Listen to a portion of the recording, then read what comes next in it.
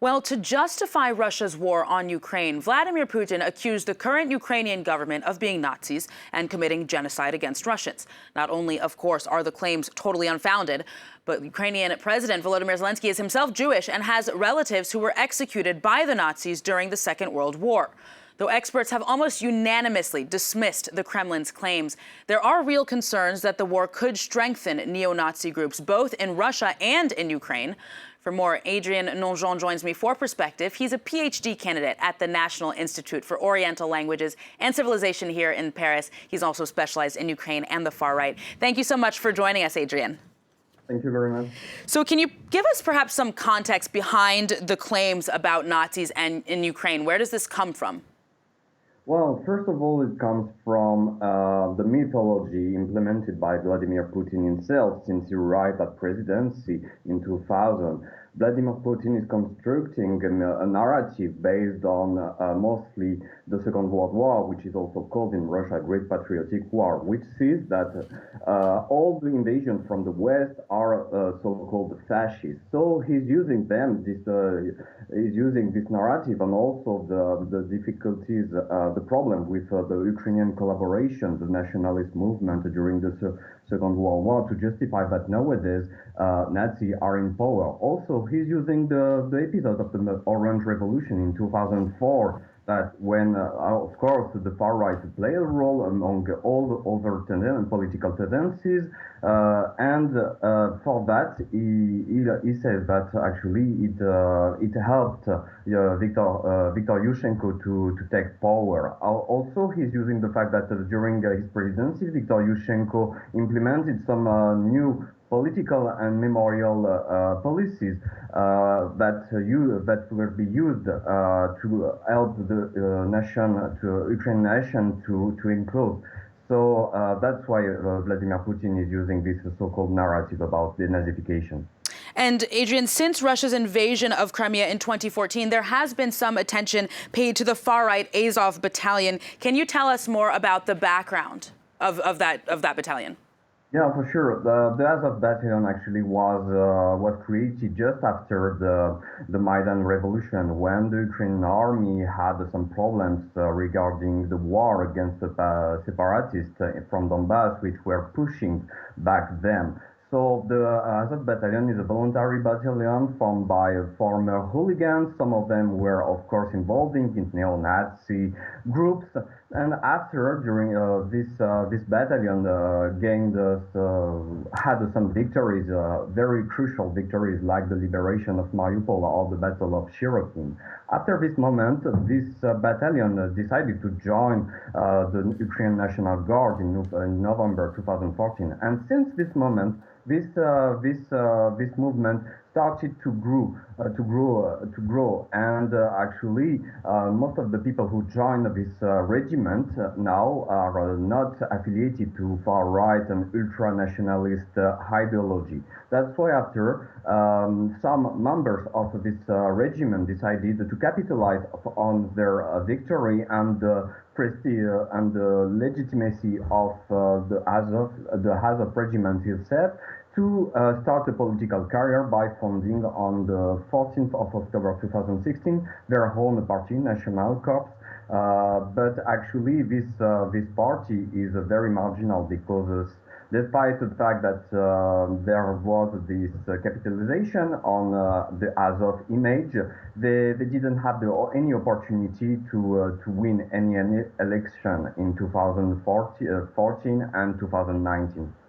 So it sounds like a marginal party then, Adrien, even though it sounds like you were saying that its ideology has changed a little bit. So let's shift gears then. What do we know about foreign neo-Nazis and white supremacists who've traveled to Ukraine since 2014 in order to fight pro-Russian separatists? And why are they attracted to this region?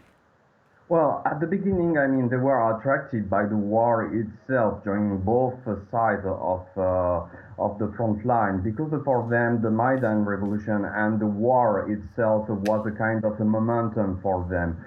For them, it represented the final start of a final confrontation between, some of them it was a confrontation between the West and the East.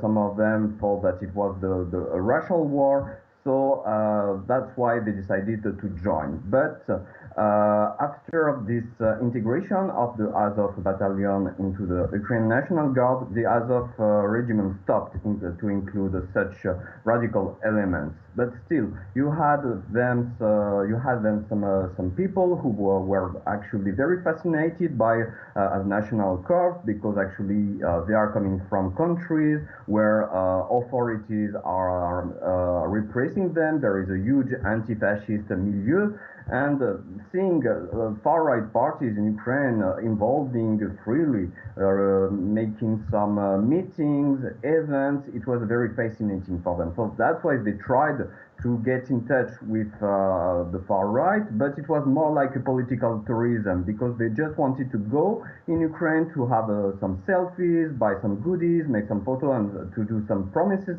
to far right. But then they came back in their own country just to show that they have a good reputation. They have a foreign broader audience, but there was no link at all. And if we are talking about some very radical tendencies who wanted to join Ukraine, regarding and especially the Azov movement, it has nothing to do with Azov itself. I mean, it was people from Azov, which are already marginalized within this movement, who wanted to capitalize again on the image of Azov to organize their own plan, because they have their own political agenda, but it has definitely not to do with the Azov movement in general and the far right in Ukraine, which is very marginal in the Euro-American far right. Since the start of the war in late February, Adrien, has the battalion officially distanced itself from former connections to neo-Nazis? I would say so, yes, actually. I mean, the battalion itself and the regiment then actually took distance, because they integrated many people from different ideological background, and the party National Corps actually decided to went back to the first ideology of the Ukrainian nationalists, which is definitely not a neo-Nazi. It's more than a national revolutionary ideology which promotes a third way. I mean, neither the West, neither Eurasia. And also they are promoting a kind of militaristic program called the Soviet nationalism, where actually the war should play a role to help the nation, the Ukrainian nation to rise, and where the soldier is actually a revolutionary tool. But it's definitely not neo-Nazi, where you are reading the programs and studying the movement itself. So, Adrien, it kind of seems counterintuitive to me to imagine why far-right nationalists in Ukraine would be fighting against far-right nationalists in Russia. I would think that there was some type of kind of pan-Slavic ideology where both of those countries represent kind of the last bastion in far-right ideology of white supremacy, of Christianity. Why would those two groups be fighting each other?